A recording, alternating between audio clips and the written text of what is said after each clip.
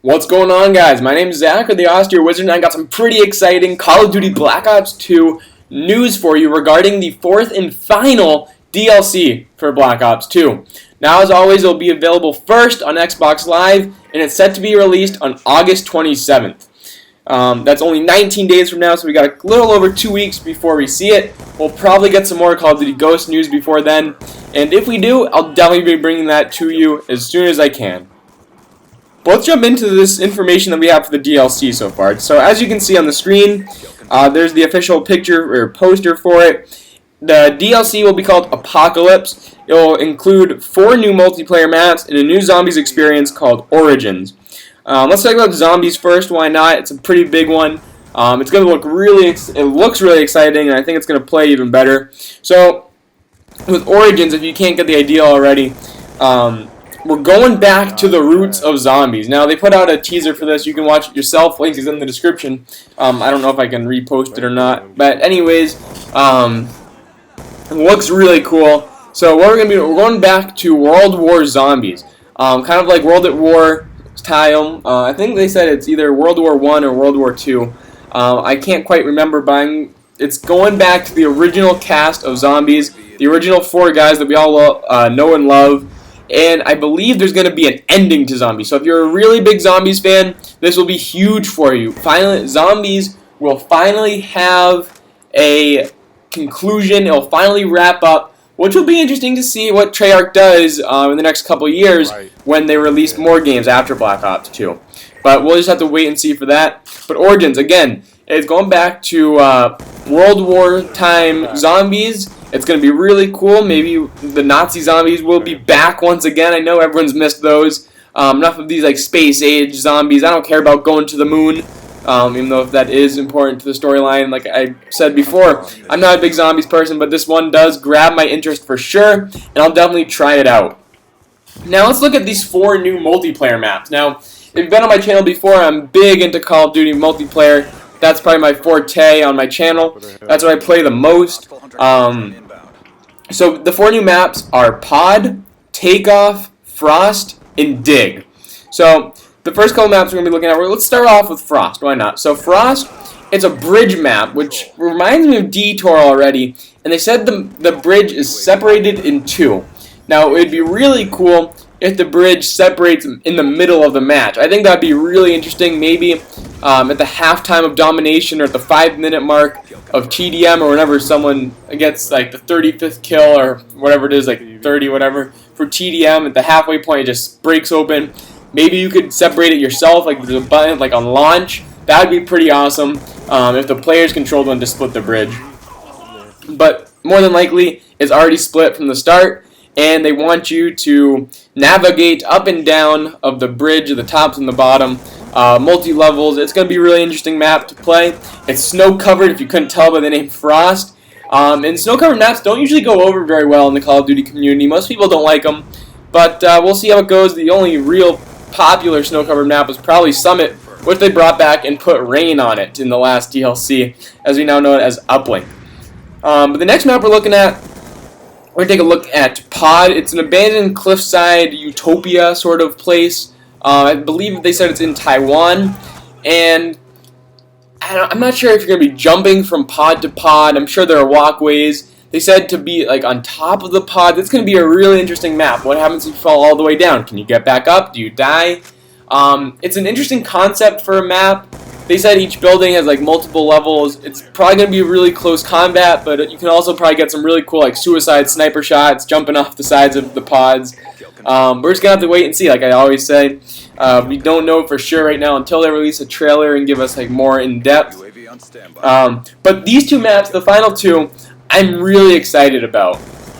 So they're taking maps from World at War and the original Black Ops 1. They're taking these and they're reimagining them in ways that they think that we're going to really like it. Now, in Black Ops 1, they took back, oh, geez, I'm blanking on the name. But they made it into the golf course, which is really cool. Now, that map, even though I only played World at War on the Wii, I do have it for Xbox now. But that map was one of my favorites back in World at War. It was the long one. I think it may have been like a little curve to it. Oh, Cliffside! No, that was it, I think. It was called Cliffside. It was really cool, and they made this awesome golf course. I really liked it, and a lot of people did too. I always love playing on when I go back and play Black Ops, rarely once in a blue moon. But that was a great map. They did a great job. So they're doing the same sort of thing with a map from Black Ops and a map from World at War. Well, starting with World at War, they are bringing back the map Courtyard. Now, if any of you remember World at War and have played Courtyard, you've probably liked it. It's kind of, I think it's the Japanese or Chinese palace sort of area. From what I remember, there's a sniping tower. There's a big open courtyard, kind of like a dropped middle, this little circle. It's kind of hard to explain. I'll put a picture up of Courtyard for you guys to jog your memory, but that map was so fun. And now it's going to be called Dig. Now, Dig will be really cool. It's kind of an archaeological site in Afghanistan. They say it becomes the perfect playground for combatants eager for hectic, unceasing confrontations, yada yada yada. I'm trying to read it and talk at the same time. 2 major choke points, a wide open layout, and raised platforms, but has provided fans with a fresh take on the multitude of paths. So, as I kind of rambled over the description there a little bit, it's going to be really cool. It's probably just going to be all dirt, kind of like Quarry from Modern Warfare 2, I think. Or maybe it was 3. I don't know. It was 2. Correct me if I'm wrong. I don't even know. But Dig sounds really fun. That's going to be an interesting map. That's going to bring back a lot of great nostalgic feelings for me and anyone that had played the World at War map, Courtyard. Now, the final map that we're going to be getting is going to be called Takeoff. Now, fans of the Call of Duty Black Ops map, Stadium, Stadium was an awesome map. You will know exactly what Takeoff is. It's a remake of it. You're in the Pacific Ocean, and it's a remote launch site, so it's going to be really cool. Close quarter combat, tight corners, open spaces, intense encounters.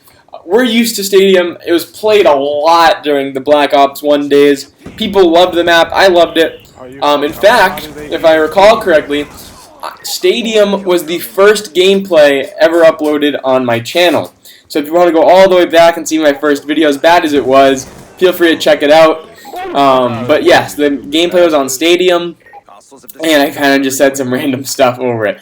So again, that map will be great to bring back to this channel, going back to its roots, just like this DLC is, with these old maps and with the Origins Zombies experience. But overall, I'm pretty excited for this DLC, if you can't tell. I'm a big Call of Duty fan, as you probably know by now, and I have the Season Pass, so I'll be getting this as soon as I can on August 27th, first on Xbox Live. Now, this gameplay is kind of wrapping up here, so I'm going to say a few things. As I said earlier, maybe I did, maybe I didn't, playing with Ali the Goat, part of the Savage Life Studios Call of Duty Elite clan. If you want to join that clan, our team, feel free. We're accepting pretty much all applications. The link is in the description. You just go to the apply button, submit your application. As long as you're not like a .00 KD and you're just abysmal player, then we won't accept you. But other than that, chances are you'll get in. And always check the website and the schedule. You can also tweet us at Savage Life Stew. You can find all of that information on Savage Life Studios' YouTube channel. It's youtube.com/SavageLifeStudios. Make sure to check us out over there, and make sure to join the Call of Duty Elite clan to make sure to get in on all this crazy action that we go on here. Right now we're level 14 or 13 or 14 for Black Ops 2. Hopefully they continue Call of Duty Elite for Ghost. We'll know more on the 14th. We're at the multiplayer reveal, I hope, and if not, we'll know more at Gamescom in a couple weeks here in August. And that's out in Germany, where they will also reveal the Xbox One launch date if they don't on the 14th. But now I'm just kind of saying random stuff. I hope you enjoyed all these videos. Tell me in the comments below what your favorite World at War and Black Ops 1 maps were. And also tell me what, or if you're looking forward to this final DLC. Personally, I wish they brought another weapon into the mix. But with the lifespan winding down as we approach November and as we approach Call of Duty Ghosts and many other exciting games, It's kind of not worth it to add too many new things because they'll just not get played with the shorter time span. But I'm going to speed up this last couple seconds of the gameplay if it's not already over. And until next time, Wizard out.